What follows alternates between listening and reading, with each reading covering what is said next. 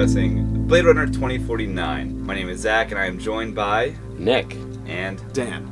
Alright, so we actually just watched the film today, and the way we're going to structure this to begin with is we're going to talk about expectations going into the theater. So just for a point of reference, I just saw Blade Runner for the first time, the original, this week. And Nick, you said you saw it a couple of times, right? I've seen every single version, and I've probably been watching the movie since I was 10 or 11.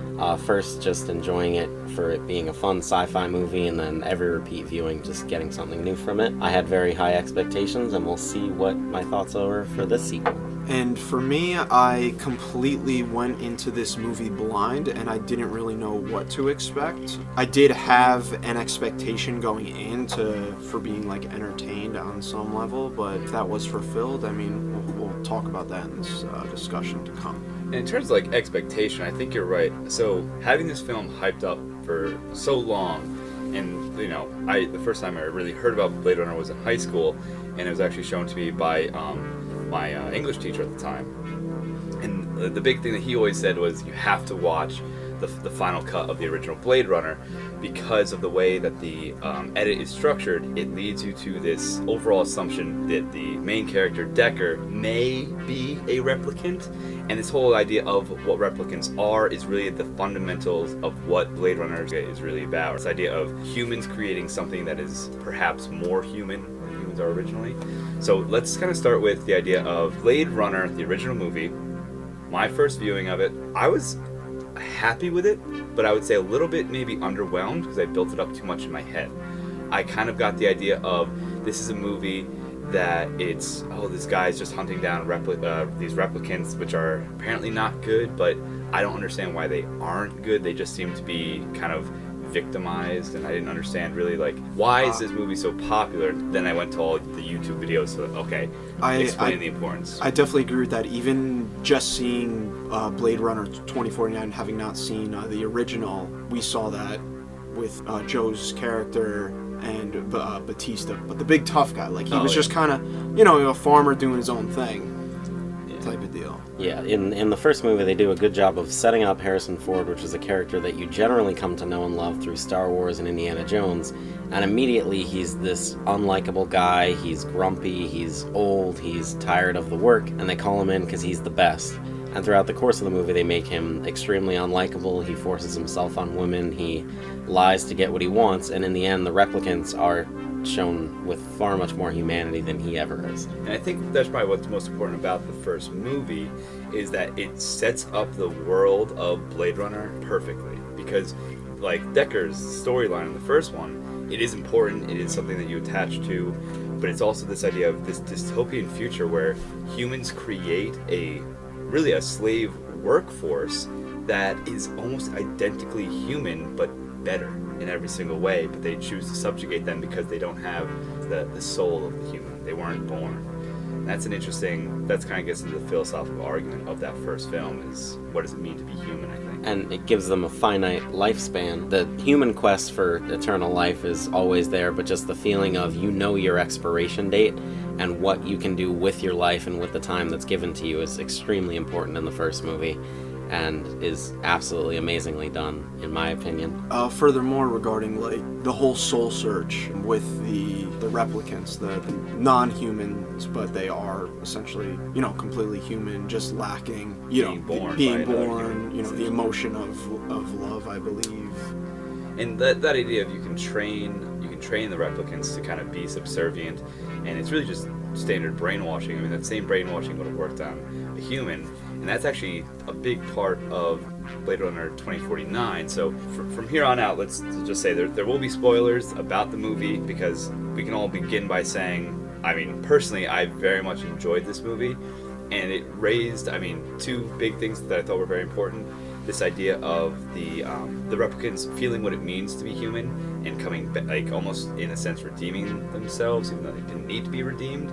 But also we kind of get some resolution a little bit with a little bit of the previous Blade Runner movie as well, because you kind of an in-depth picture of what it means to be a replicant and a human in this time. So personally, did really, really love and enjoy this film. I see it as a perfect companion piece to the original one. It never felt like pandering directly to the audience. There wasn't these scenes of, oh, this is the reason you like it, do you remember that?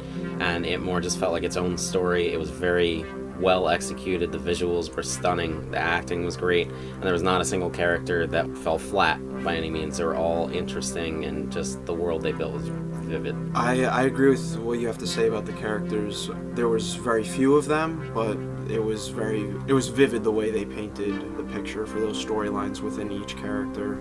I will say I think the movie was a little overhyped, but I think a lot of that comes from me not having seen the first one and not really knowing what I was getting into. I think I would have enjoyed it a lot more had I seen the first one prior to it, but today I was like, oh, this is a movie I want to see. I'm just going to go and see. I kind of went into it blind, but I still enjoyed it overall. And I mean, we were talking about the idea that you're in that theater for what? It's a 2 hour, I forgot how long. 2 hour and 43 minutes. 2 hour and 40, it's a long movie, but I mean, I personally didn't get the sense of, oh, I've been in this theater for almost 3 hours, because it was engaging enough. And in the same way that I thought with the first Blade Runner as well, that was a film I was like, I don't really know where this story is completely going, but I'm on the same track with it, and I'm following along with it, but like, where is it going to end up? And I think that's what makes this movie so satisfying, is that you think you're following the line of the film, but it still has a nice surprise at the end, because it does pay off very well. Because really what this movie is about is finding this kind of chosen one, the person to kind of lead the replicant revolution in a way, because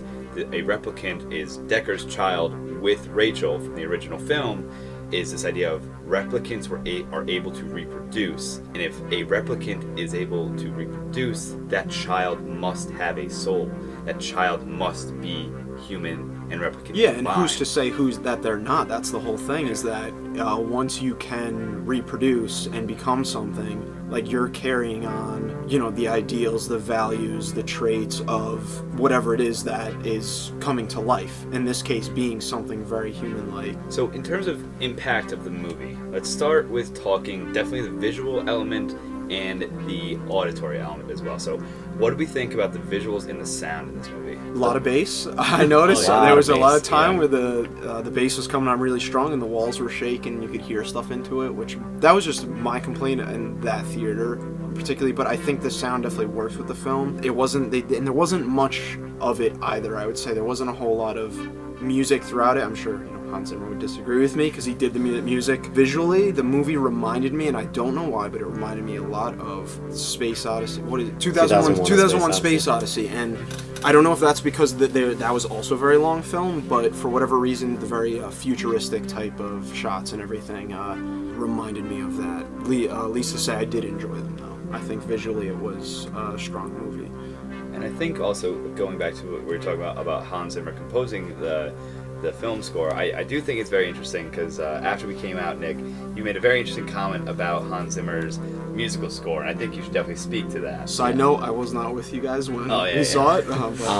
Well, first, so this is good. I'd like to voice a complaint for my dear friend, Johan Johansson, who has scored every other one of Denis Villeneuve's movies and was kind of forced out of this one because he didn't want to follow exactly what the director said and kind of wanted to do his own thing. I feel like they kind of did a cop-out bringing in Hans Zimmer, and while I think the audio was absolutely amazing and it fit there, Hans Zimmer has a reputation for repeating stuff that he has already recorded. Very clearly during the romance scenes, there's the theme from Man of Steel, The Ideal of Hope, and during the end, it was a lot like the Interstellar with the organs swelling over there. You can also see the difference between Gladiator and Pirates of the Caribbean is almost non-existent. But I guess at a certain point, you run out of ideas, no matter how many ghostwriters you have. That's right, Hans Zimmer, I'm calling you out. You got to keep in mind, though, if something works with the visuals, I mean, you can keep that. I mean, eventually it gets a point where it might be cliche, but like if it does work with the visuals, then I say throw it in there. Yeah. A lot of that too, that's just the college boy inside me who used, the same song for like 3 separate pieces, one being fictional, one being documentary, one being something else, but it worked, and that's why, I made that decision to keep that in there. And I can understand it. I just think, give someone else a chance. Hans Zimmer basically does everything else, and thinks he's above some things. He left Justice League because he said, well, I'll do another superhero movie if there's a script strong enough for it. Way to diss the movie before it even comes out. Calling you out, Hans Zimmer.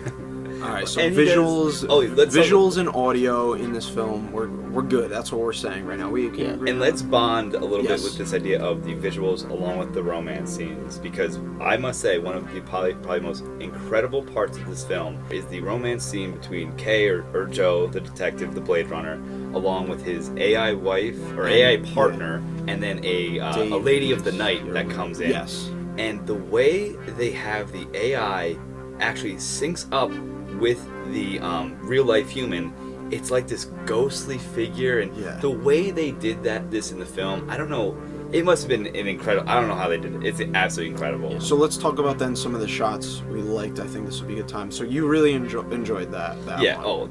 seeing this idea of an AI character that is syncing up with the shots of with the movements of a real life human in order to have sexy Incredible. fun time with a partner. The way they did that, and the ghosting effect, where you got to see her eyes on another person, but it's also blended with the hair of the real life human. It's indescribable. I'm not doing it justice. Go see the film. I think It's I think you are. incredible. You're hitting on that though. But yes, this is something you have to see. I enjoy that scene a lot as well. The opaqueness that you could see like in her hands, like and how like it kind of flows, and how when she moves, the hologram follows with that. Like it was very beautiful, and it made for like an incredibly, I would have to say, like almost like very sensual type of scene between the two characters, or in this case, I guess the three characters. Yeah. If I may interject, I'm curious, Steve, would you consider it a threesome then? Matt asking the important questions.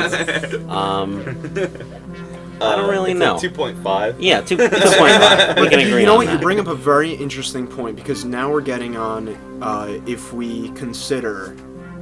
We can assume Joy is she's completely, she's not a replicant, so she's not half human and half a replicant. She only exists in this. in this world, so AI world, she's yeah. not anything. I would have to say they're using her to enhance Real life. yeah.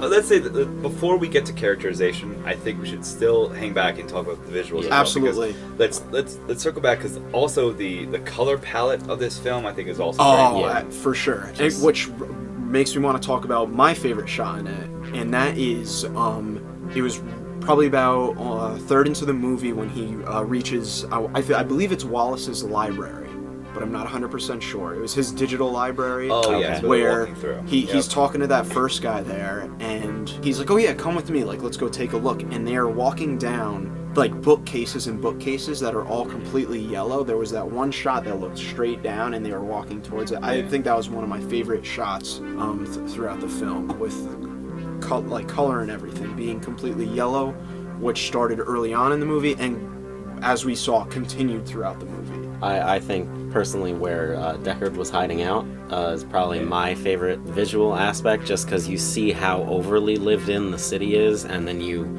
go out to the outskirts and it's a much brighter color, and even though there's only one living being there, aside from the dog and a solarium full of bees, it's the most vividly colored area, and you see just all this art that used to be there, the liveliness that used to be there with the casinos, all the Vegas. drinking, Right. Yeah. lots of whiskey. Las Vegas? You mean you didn't like San Diego? The dump that it was? I mean, we can all Nah. agree San Diego's a dump. You heard it here first, folks. But and you're right, like the way, and again, like even contrasting like the warmness of that place, even though it was so barren.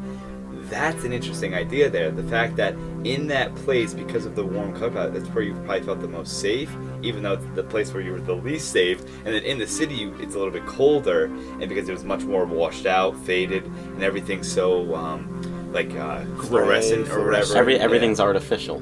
That's true. There's Yeah. in the casino area where Deckard is, everything is, even though it's destroyed, there's dust on everything, every single part of it is extravagant. There's giant statues, there's huge craps tables, there's giant colorful carpets, just all of this stuff that used to be lived in. and it doesn't look overused, it doesn't look abused, it just looks like the ideal of what someone who's living in this inner city would want to live in, because basically their whole life revolves around looking at dark skies and bright billboards, and there's not a single point where they're in the city where it's not raining or snowing. And you both may be able to help me out with this, but going through talking about those objects, it almost looks like everything was sort of just like kind of left there, which I can say I didn't quite understand. Like like in the casino, once Joe walked through the Well, door. they explained that it was full of radiation, wasn't it a nuke zone? Oh, okay. Yeah. I think that's So what I it think, was. yeah, they just obliterated everything from there, which is why they probably didn't search there for Deckard. Makes a lot of sense. No, yeah, and I mean that also speaks to Deckard's character as well. Like, at this point, he's on the run for so many years. Yeah. He went to the one place you're not going to look for him until you get this another Blade Runner that's kind of on par with his skills and his high point of his life as well. Yeah. So I think that's also kind of can transition us to the next point of when we're talking about characters. I was very, very happy with Ryan Gosling's performance. I thought Harrison Ford was also very good. He always brings out the laughs, like the humors as well. Like the first thing you hear him say is like, "You got any cheese, boy?" Exactly, yeah. And it's in line with who Harrison Ford is. An hour and 45 minutes into the movie, Yeah, you hear something about cheese. They did a great job of restraining him. Yeah, and So, yeah. definitely that hour and 40 minutes in I think is important because you're right when obviously love Star Wars and everything, but I think you made a good point with Harrison Ford's use in Star Wars is very different when he's used in Blade Runner. Yeah, exactly. Because Star Wars, you're given about 20 minutes to settle in with these new characters that you're supposed to grow in love with in this new trilogy.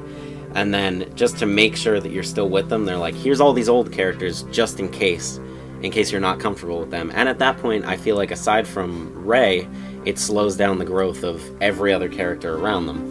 Poe gets put in the back. Finn basically becomes a side character in something where he almost seemed like the main character, and Blade Runner just did a great job of holding back. You hear the voiceovers of Deckard, you hear reference to him, you even hear his name, but he just doesn't show up until this point. The restraint that they have, they didn't blow their load. They put him in the trailers, obviously, to pull in the audience, but it was just so well done. I believe really worked out too, because it made once each new character was kind of introduced, they were very present throughout the film due to the lack of the amount of characters that were in the film. I have to say I agree with you, Zach, on that. Like, Ryan Gosling's performance was fantastic.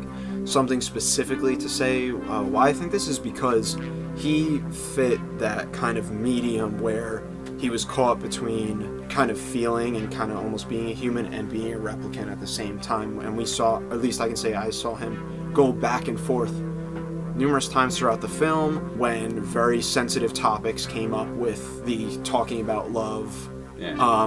Him being with Joy, who he kind of thought he loved, but then the other girl kind of having to be a part of that. Yeah, and so when definitely in terms of if we're gonna look at this as a the love aspect of this story between Kay or Joe, the Blade Runner Ryan Gosling, and Joy, and I don't think she's ever given a name. Pink-haired lady. Dave. It's something. I think it starts with that. Dave. But it's this idea of the relationship that is formed, and like the fact that Ryan Gosling or Kay or Joe is a replicant, and he is forming a relationship with an AI, and they have a really beautiful line that says, "You need 4 letters to have your DNA. I'm just made of 2, just zeros and ones." In terms of the idea of, I found it very powerful for Ryan Gosling to make that comment of humans are created of 4 characters in their DNA for the DNA sequencing, and then an AI character is just zeros and ones. And that point of the zeros and ones, because of that simplicity, makes you even more beautiful. And I thought that's very, very powerful because, and it speaks to the acting in the movie as well as the characterizations that they both represented. It's interesting to see Ryan Gosling play such a non-charismatic character, because seeing movies like La La Land, The Nice Guys, Gangster Squad, The Notebook, he's always this, not over the top, but he's very vibrant. He's funny. He's always bringing the laughs. He's bringing in physical humor, specifically in The Nice Guys and like Crazy Stupid Love. He's just enjoyable to watch. And in this, it's interesting to watch him be something different. It's like Lars and the Real Girl, where he's in love with a blow-up doll, which is somewhat similar to this movie. Yeah, in a way. But it's so interesting to see him play out of his wheelhouse and just do such a good job with it. And I really enjoy you bringing up the zeros and ones thing and the simplicity, because it kind of really makes you focus on like the humanity side of things, or that separation between what's real and what isn't, and how do you define that when it comes to, you know, love. I feel like I am still putting on, because I also want to talk about, oh my gosh, I only remember her from House of Cards. Oh, Princess Buttercup? Yeah. Robin, Jenna? Robin Wright. Robin Wright, that's it. Who dies in every movie she's in except for Princess Bride. Well, I must say, like, I guess the secondary characters, supporting characters, like, they were also very good, and the reason that they are so important is because they make you buy into the world that this film is really creating. And just even like the little things, like when you get to this orphanage where this guy is using children for forced labor, like, it was such a small part, but I was like, this is exactly what would happen outside of a city. Like, it was incredible. Like, it subtly builds the whole world around you without even needing to say anything else. It reminds me of Mad Max, where there's just these random people walking on stilts through a swamp. Does it do anything to the narrative? No, but it grows the world around, so that way it's not just this small, rainy cityscape. Yeah. You see that there's a world that exists around there, and people need to make a living somehow. I'm happy you say that, because seeing the streets in this film, like when we're exposed to like that city area and that cityscape, I got a very similar vibe to like the character costumes and everything. I know there was like some strange like light up hoods that I saw, like things that kind of didn't make sense, but it made sense for it to be in the film the way it was. And that's, I think, what's so important. It's like every scene, and like even just seeing like the opening shots of Los Angeles and like the huge, like, I guess they're solar farms, or I don't know what it was out there, the big circular things. Yeah, I don't know. Who knows what it was? But like the idea of like neat. It's neat, and it was important, because you have to understand. And then the same thing later, whereas later on, once you get outside of the city, you see the literal trash heap that is outside of it, and it's just like, okay, well, there's a trash heap outside Trash of heap it. was the whole city of San Diego. Yeah, and then you find out that there's people that have been subjected to living in that because they had to escape the city because of one thing or another. And again, it's like, it's that part of the world building that sells you on this idea of the sci-fi, you know, like this sci-fi world Through that just was a created. couple shots too, where it's just like to tell all that story in such a little amount. Yeah, which is fantastic. And it was so well like done in terms of like the story as well, and talking about the story and about characters, characterization as well. There is spoiler. Harrison Ford's or Decker's daughter is revealed to be this chosen one. The idea of the product of a replicant and a human. I just did air quotes because I guess it's never really confirmed. There's a point where he's with Wallace, the creator of all these new replicants, and he said, "You are designed to do this, or maybe you weren't." And I feel like that ambiguity is there just to make you still wonder, because there's a lot of things that point to him being a replicant. Would a human and a replicant make a baby? Why would that work? And just the way everything works out, I love the forced ambiguity of it, despite what Ridley Scott says, because he said, yeah, he's a replicant, I wrote him to be a replicant, but then again, like, you're talking about that ambiguity, you meet a character in the middle of the film that creates memories. All you know is she's somehow tied to Wallace. You have no idea, really, because it just says, oh, you make memories. And it's kind of who for? It's is it for, is it for Ryan Gosling's character? Did you on whose side? And then you're like, oh, you think of that character as, oh, this is the character that had to be in the film 10 minutes just to get them to the next plot point. It's great because the payoff comes. You're led the entirety of the film. This is so cliche. Ryan Gosling, the K is the chosen one. This is bullshit. And then finally, you get to the point where they're like, oh yeah, well, Decker's child was a daughter. Kay's character just went through this whole emotional thing. He's like, I'm not a replicant. I'm real. I'm something more. I'm something greater. And he's finally built up to accept the fact that I am more than just my replicant, my birthright. And then that gets stripped right from him. Completely. Yeah.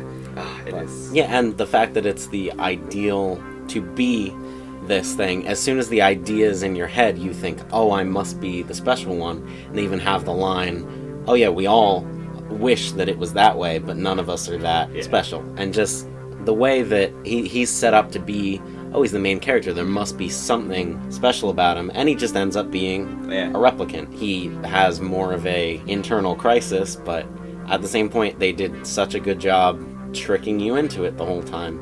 And it felt like any other movie where they're just like, yeah, we'll explain it subtly, we know you know it, and then it'll just be that. And yeah, there's only so many movies where Harrison Ford can be an absentee dad. So take that, Star Wars and Indiana Jones. No more Mutt Williams. But and you're totally right though. Like, I mean, who knows? That apparently Harrison Ford is being typecast as an absentee father. Yeah. Apparently, I feel like it's in his contract. He's like, I'll do these 30-year later sequels. You bet your ass I'm not raising my kid. not having any part of that. And it's so important because when we're talking about the idea of the story and the world that they're building, you know, the fact that it turns out that, you know, Decker's child is a daughter, and that daughter was the one we met a little more than halfway through the film. Didn't think a second thought about this character. You're just like, oh, she makes memories. Yeah. Turns out she's the answer to everything that the plot has been going towards. And it seems like one of those things, just like the child labor guy or Yeah. any of the other meaningless people that are introduced, she is someone of importance. And same thing with the prostitute, who shows up later being part of this. We are the army of replicants, and we're gonna show Start that the because rebellion. we can have a child, we can come back. It's very Children of Men, where basically they're just waiting until they have this immaculate conception, so that way they can bring everything together. Either of you seen Children of Men? I've not seen Children of Men. Not Do you know what yet. that same plot point is? Dune is the same plot point. Here we go. And okay, Tell us about the worms. I'll tell you about the This worms. is the long book. It's a long book. This is a long book. Dune- I okay, You remember. mean it? Okay. Okay, here's the thing, and I this is probably the thing that I walked away from the film absolutely loving, is that, so this whole thing, okay, is built for this idea of the savior to come. And who's pulling the strings for this? It's the big corporations and everything that have their hands in it, and they think that the corporations are building the things that once we create the perfect, most amazing thing, that creation, whether it be the chosen one of the perfect replicant / human hybrid, Is better it'll than serve- humanity It's itself. better than humanity, but it'll also serve us, the corporations. But in reality, when that chosen one figures out that it was programmed by the corporations, it turns against them and rebels them because the establishment is coming down. And, you know, and the way that that's done is so perfect In this because- film, in this completely. film, and in Dune. Yeah. Tell us more about That's right, Dune. dude. Yeah, let's hear about Dune. Listen, Zach. we'll get to Dune. When I do my own book podcast on just Dune, and I just read through it. But no. Tell me, did you put any spices in that Moscow I'm Mule? gonna put some spice because spice is the key. Spice is the answer. I think we can all agree that the story in this film absolutely phenomenal and definitely one of the major hallmarks of why it's so good. But with all the good stuff, we do need to talk about the bad. And there were a couple. There's one major point in this film that I just did not like because it was too for a film that I thought was, oh, they're subverting cliches. I was like, this is too much of a cliche. I know, Like- they killed Batista way too soon. I know. You haven't seen Miracles. No, yes. No. I thought the AI character, girlfriend, partner, was awesome. But when they say, when she's like, I want to go with you, destroy my memory banks, and then I'll live in this little pen thing, I was like, she's dead. Like there's no, and like and then finally, fast forward, you know, whatever it was, 20-30 minutes, the thing that the evil android does is say goodbye to your little girl. I hope you enjoyed our product, and smashes it. There's no emotional impact there because even though the last thing is, oh, I love you, it's like we know, like we We know already what know she that. is. Yeah. We know that it kind of doesn't really Yeah. matter anymore. But again, there was no like resolution Yeah. for that, which was very aggravating. I can say it. for Well, me. at the same time, But- the second he went back into the city, there was another billboard saying, I'll be Oh. your girlfriend, I could do this, I can fill the was void that like that Joy you have. 2.0? With Yeah. the But- pink hair, But we pink already- skin, and blue yeah. hair. And the black, yeah. The Ramona thing Flowers. is, like it didn't serve the emotional impact that I think it was rooting for because we already knew she was an android on billboards. But I feel like we also recognize that in like the scientific sense of the film being a sci-fi movie, where we know that like the replicants aren't really they're not as emotional as humans, or like not the replicants, but her as like just an AI is not as She's serving the yeah. purpose of her product function, Yeah. which I get. I have no problem. It's like what is it? Her with Oh, Joaquin Phoenix and Scarlett Johansson. Yeah, like that. Are that you was saying the that big that you don't like how like he didn't Joe's character, okay, Ryan Gosling's character, the cop, that because his reaction wasn't much after that you didn't like it? No, Or I'm saying that her death, and I'm doing her the I air love quotes you for and then her, getting yes, stomped was built like it was. We knew it as soon as she said delete my memory banks from the portal. We knew it was going to happen, and her death had no impact on the story in a significant way.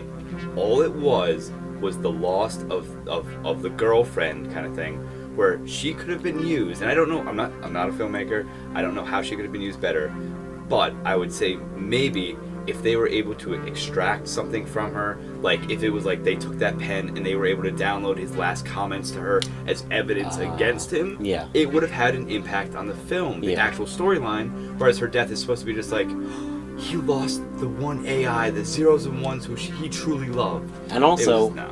she said, if you delete me off of your home, all of your recordings will be gone from the home. Yeah. They're all still on that stick. Yeah, they completely just misuse something that's full of information. Yeah. And Okay.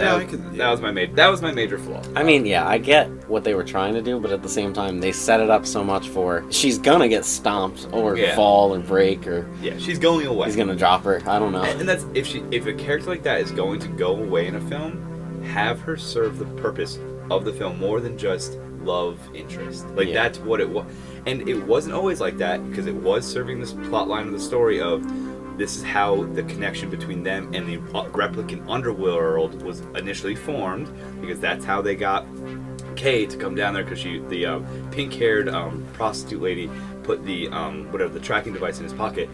She served a purpose in that scene through the use of the AI, and the AI in turn served her purpose there. But then for the death scene, for the AI death, it's just like, well, she could have gotten recordings to the police. What is it, Wilson Industry, whatever Wallace. it was. Wallace, excuse me, Wallace Industry. Or it could have been, it just could have been better. And didn't destroy the film for me, but I'm just saying it was one Absolutely thing. not, Yeah. It was just one No, thing. I was for like, oh, sure. that stands out, something I didn't like. So anything that stuck out for you guys? I feel like I need to let it sit a little bit longer. There's not too many glaring things that bothered me. One of the things that bothers me, and this is something that they do in a lot of new movies, Guardians of the Galaxy, Captain America, Rogue One, Pirates of the Caribbean 5, where they digitally make someone's face more youthful. Every single time I see it, I can tell completely.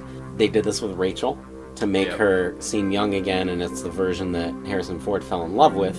But she walks out, you only see the back of her head, and then they do a slight glimpse of her face, and I was like, this is perfect. And even the first time she talks, it's just from the back of her head. And then she says 8 more lines when they're looking at her face, and her cheeks are sliding all over the place, and just that uncanny valley thing will constantly bother me until they can do it right. I'd much rather them have someone who looks vaguely like Sean Young, and just Yeah. with the hair, it's enough to just assume. That Yeah. character is that character. for Exactly. sure. And especially when 2 minutes later he just goes, her eyes were green, and then they shoot her in the face, just have someone who's similar. Yeah. Because clearly they couldn't get, or maybe they couldn't get the full nuances, and that's why it looked Uncanny Valley. I'm not going to give them that point, because I know what they did. And that's the thing too. I mean, to now that you bring that up, you're right. It very much reminds me of like Rogue One with Princess Leia. Like, it's incredible technology, and it's amazing that they can use that. But Princess Leia's line in Rogue One could have just been like, you could have seen the back of her as she received the plans. Exactly. She didn't need to say hope. Like, that Yeah. wasn't necessary. The same way that you could have seen the back of Rachel's head, or as she walks into frame, and then you could have seen Harrison Ford looking at her, Yeah. turning away, and then there's coming up and executing her. There's enough 'Cause- context yeah. where it doesn't need to happen. And it's just, at that point, it stops being, look at how this serves the narrative, and it's like, look at this thing that we did as editors, because this Yeah. is really impressive. And Actually- it takes me out of the movie. So that's actually a good point. So Dan, for a person that has not seen the film, did you understand why Rachel is so important? The character that got shot. Yeah. Yeah. This is important because Deckard fell in love with her, correct? Yes. And he had the baby that Joe was searching for throughout the movie. Right? Yes. Is that what Yep, you're looking for? exactly Okay. right. Yeah, that I think they painted a very good picture on. The only thing that I can say at least kind of bothered me a little bit about the film was being how such a long movie that it was. The build up to the climax where Joe's fighting the other the woman who was fighting Oh, him, like yeah. I that never that catch final scene where like the car, or towards the end of the movie, that scene where that like his car's parked and like that bigger car was parked in like the water there off to the sides, like over one of those like hover roads. I feel like that didn't pay off as much, just because it was a very intense movie to watch, and to see kind of just like kind of a basic fight kind of happen, and then him saving Deckard like that. I don't know. I feel like that almost Again, I'm still serves the sitting- movie better, though. It's kind of like, To this, okay. yeah, because it's how these Nothing small super scale, crazy happened, how but these small yeah, scale yeah. events impact something. Where basically, once they've allowed Harrison Ford to escape and they have this fight after the car chase, Yeah, it allows the war to happen. No, for afterwards. sure. I'm not- and I I'm feel not like s- if there was like a giant AI army, the movie just would have. Yeah, jumped the shark. it would have tanked. It would have tanked Yeah. for sure. No, I'm not saying I'm looking for anything super extravagant. I guess I just wanted to see a little bit more payoff between Joe's character and Deckard, or Joe and Deckard. Like after that, there really wasn't much. He was just like, "Yo, I'm gonna take you to your daughter." I get it because he's a replicant. At the same time, like I feel like that was kind of very meaningful too, because those two characters are very similar. From my understanding, even not seeing the first film, is Deckard hunted replicants and did that, and so did Joe. Yeah. So It's also it's weird how Joe is the actual replicant, but he seems to show far more emotion than Harrison Ford. Yeah. He's more loving. He cares more about the people that he is shooting. but he's lacking that Because- humor that was showed. Yeah, Yeah, but- maybe no, the you reason he cares so much about the people is because he He knows is- he's okay. a replicant. So That's fair. Yeah. Yeah. And- Yeah. Another downside. I just thought about this now. The car gets swept away onto the water, and Joe goes, "They think you've drowned." Yeah. There's a car, and there's 3 dead bodies in there. They're probably gonna assume that you didn't drown. Yeah. He also brings her to someone who works directly with Wallace yeah. to implant memories. In the context of the movie, I was so in that I didn't care. Now that I'm thinking about it, it's a little silly, but I feel like it's the same way with Arrival, where I talk to you in the future to prevent the past, to do this, and then how it's like, oh yeah, I just spoke to this Chinese general. Thinking about it too much kind of takes away from it, but I feel like if you just focus on the actual impact in the moment, Yeah. it's golden. Well, and especially okay. after 2 hours and 40 minutes of sitting through it, totally worth it. I'm gonna say, in the context of Arrival, I think no. I think it totally, like, her talking to the general is important. But you brought up a good point, Nick. The idea of and Nick, both of you actually brought up the fight scene in the border wall against the ocean. Also, too, I thought, and again, this is nitpicky to the extreme, and I get that. But Harrison We all Ford's- know that we like the movie. Yeah, I know. It's But- just whatever stands out. But then Harrison Ford, like, getting to the thing and be like, "Oh, Joe, where's Joe?" And go back in and get him. Like, I completely agree. you know, I was like, why did they do that? No, You're it's right. like it'll be fine. I forgot about it now, but like now that you bring it up, you're absolutely Yeah. right. He's swimming. He swims halfway. There's literally, I think, 2 or 3 shots separating that where it's like all of a sudden he's not with him. Yeah. And then he's found again. And Yeah. there's not like, oh hey man, like yo, I thought you were gone or anything. And that totally ties back into what I was saying before, where there's this huge fight scene. Joe saves him, and then hey, go see your daughter. We know that Joe and Deckard are close because they both had the same job. I don't think we ever got the true bonding between them. Like their fight scene in the casino was a good payoff. Their talk was good. But Them it was agreeing on nothing- wanting to have a drink was good. It was Yeah. fitting, but it was. It could have been. I don't know. I think It they could have just been deeper, they feel the absolutely. parallels with each other, and they're both specifically Deckard is very one note, and I That's think they're true. both made to fit. They realize just how similar they are, and it's one of those Yeah. things where like if you meet a person who is exactly like you, you don't have to say anything. You both know exactly where the other person's at. That's I feel like it's they've stumbled into the same level of comfort that Yeah. a friend of 40 years would have, and to the point where he just lets him wander around the casino, look at his pictures, touch his stuff. Yeah, that's But, fair. yeah. And you're right. But then again, you would think that a person that sets up traps for people that are going to come into casino would be more concerned. Not Ryan Gosling. Oh, no, oh yeah, those you see are that dreamy Emma face walk Stone in. traps. Oh, you're like, this is the weirdest Yeah. sequel to La La Land I've ever Yeah. seen. Also, is it just in Ryan Gosling's contract now that he at least needs to touch a piano I guess in every so. other movie? Because he touches it twice. The first one, he's like, Oh, he's that like- note doesn't work, here's so a little- let me here's do a another little- one. Yeah, he's like, here's Yeah. a little riff for you. If he just played City of Stars, I don't think we'd be upset. No, it- I think that brings us to our perfect time to do six signs to signs. Oh yes, six connections. steps Six to connections signs. to Six signs, steps to Nick. Let's signs. hear it. I In wanna case hear you hated it last week, here it is again.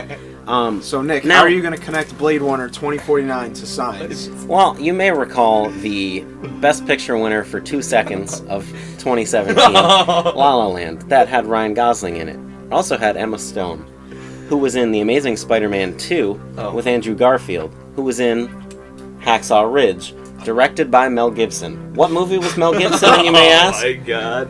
The 2002 smash hit Signs. Signs sealed delivered, it's Signs. There you go, ladies and gentlemen. Impressive. All right. Well, with our legacy of Six Steps to Signs, I think it's important to talk about the legacy of the Blade Runner film as well, because the first Blade Runner is this really it's not really a cult hit. It's like a like sci-fi hallmark. It's like a Sixth Sense type thing. It is one of those, Kinda. yeah. It is one of those things where it flopped tremendously. All the reviews were completely divisive, but the more people look back at it, they realize just how influential it was, how great of a movie. Just the narrative that it tried to convey, and whether people got it the first time or not is debatable. People put it on the top of their lists for favorite movies, favorite sci-fi movies, just movies in general. And just the way it looks, it's not dated an ounce, just the way that they Absolutely. filmed it. And I feel like 2049 is gonna fumble in some areas where it's just overuse of CGI, like the Uncanny Valley Rachel's face scene. But I think other things like the sex scene with the two of them will last, because it's not about the quality of what you're seeing, it's about what you're seeing. Yeah. It's the message feel- behind those Yeah. shots and the story that they tell. And I hope that's the thing that people get out of it. Thus far, the movie is performing a lot worse than they thought it would, which is scary, because this one has not been divisive and has been basically overwhelmingly loved. Yeah. And in terms of like Regarding the legacy of the film, I think this film shines brightest in uniqueness of sci-fi. It does not have any like sort of cliche in the sci-fi. realm. It doesn't have it doesn't genre. it doesn't have any. I would Oh. argue, though, the only reason you're saying it doesn't have any cliches, though, is because it's building off of all of the standards it set in the first film. Okay. Yeah. Because the only reason that you're not seeing the cliches is because Blade Runner was so formative in saying this Yeah. is what sci-fi is, it then is just going to Yeah. piggyback. Well, that's off that. the Matrix, Ghost in the Shell. All of these things basically took scenes directly from Blade Runner and took them as an influence. It's one of like the main influences for modern day cyberpunk, Yeah. and just all these various things, and just Either way, going back, Yeah. like it's not like I guess what I'm saying is like it's not a monster movie. You know, No, yeah. it's not like another fucking like creature movie. It's not another thing. You know, it's still falls in the field of sci-fi. So I guess that's why I said that. I think maybe the importance of a sci-fi film like the first Blade Runner and what this 2049 builds upon, and the reason it can be impactful is because it still ties in to that idea that we've kind of come back to a lot, is what does it really mean to be human? And the idea that your identity as a human, you think is this idea is because, oh, you're special because you assign yourself to this idea of, oh, I was born and You can we're the best in the categorize world. Yeah. everything and what you do, and And then to have the idea of the most beautiful, incredible thing about humans is our ability to create things. And then in this movie, what we create is a better version of ourselves, yet we then say, we're the original. Just because you're better than us in every single way possible, you're just doesn't a take away skin from the stealer fact or that we whatever. created you. Yeah, type and thing. because Yeah. we're the creator, jobs. we're the skin jobs. That's what they're referred to as, and that's the idea. It's like, and that's what's so impactful about the film, is because the question is like, even though that my creator is lesser than what I am, but I still feel the same things that they feel. It goes still into the a whole person. the whole thing where it's like, oh, like you wouldn't be here if I didn't create you type thing. Yeah, but then Yeah. the also Yeah. idea of like human's next evolution. Oh, Hey, yeah. listen, replicants. Chimpanzees, Yeah. humans, replicants. Yeah, and that's the thing. It's like Yeah. replicants can so easily replace humans because they are better. And then the idea is what I think is so important about this 2049 film, in the very end scene, because the fact that Decker connects with his daughter, and you know this replicant army is underground right now, you can fill in everything. You know, I hope there's not a sequel to this film. I hope this is I the hope last so, one. too. And or if it is, I hope it's something like this one, where they skip forward a long time, and there Separate can from be the story. have something absolutely. within the same world that they've already set up, just with different characters. These things can relate, but it doesn't have to be direct. Like, let's bring back Ryan Gosling, let's bring back all this. I feel like it doesn't even have to be about replicants. You could just have a movie about the off-world. You could have a movie about what has happened with the rest of the continental U.S. Yeah. Because all we've seen is the West Coast. The only thing I would get concerned about, though, is I think that if you go further in this story, you turn into Planet of the Apes. Because, eventually at some point when the replicants win over, who do they start enslaving? All the humans that are left. Yeah. So and that's the thing, is Yeah. that's And why it doesn't need to go further. This one's also, that which is created is better than its creator, Alien Covenant. Yeah. Which is why it's weird that Ridley Scott was like, I'm not coming back for Blade Runner, but let me make these alien movies completely the thing that Blade Runner is. Yeah. And even what's in production as Alien Covenant 2 is solely just about David's continued creation to make something as the perfect organism, Yep. which is weird because there are odd parallels between Covenant and this, where David creates this perfect being that is the xenomorph, and the perfect being, in air quotes, which is this immaculate conception between these replicants, or a human and a replicant. And to be completely honest, the more I think about it, the more the idea of that, the Chosen One thing, that's not a movie thing, that's a Yeah. sci-fi thing. So, Yeah. at some point, it's how you tell that story of the Chosen One, whether you're talking about Star Wars, of his midichlorian count, or... They were off the scale. But it was far too old to be trained. You were meant Even to though join Luke the got trained at replicants. 19. You were meant to destroy the replicants, not join them. The replicant DNA runs strong in this one. Well, and that's the thing. We are completely aware that the sci-fi elements that are in this movie, Which will make this that movie. so, It makes it so great. It's why you can see all these shots where you know what's going on indirectly. Why? Because the way the story is told throughout the shots of the technology, the setup of the world, the actions of the characters. Overall, like, what do we think about this film? Yeah. What? In terms of the idea of legacy, and also just, I think, paired with the original Blade Runner, I can now go back and maybe appreciate the original Blade Runner more because of this film.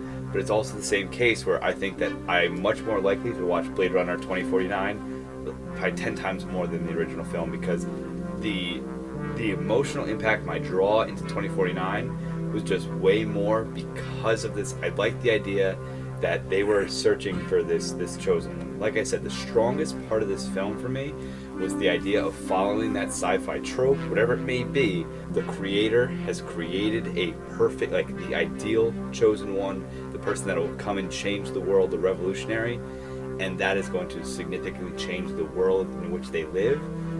I think that is absolutely beautiful, and the way they handled it visually, story-wise, the characters and the way they supported that entire idea was really, it was phenomenal. And this is a film that I'm going to definitely look back on and being like, yes, when I think of a Hallmark sci-fi film, I think, and again, I was never attached to the original Blade Runner, but this Blade Runner, I was like, this is really, really good, and I can't wait to watch this film again.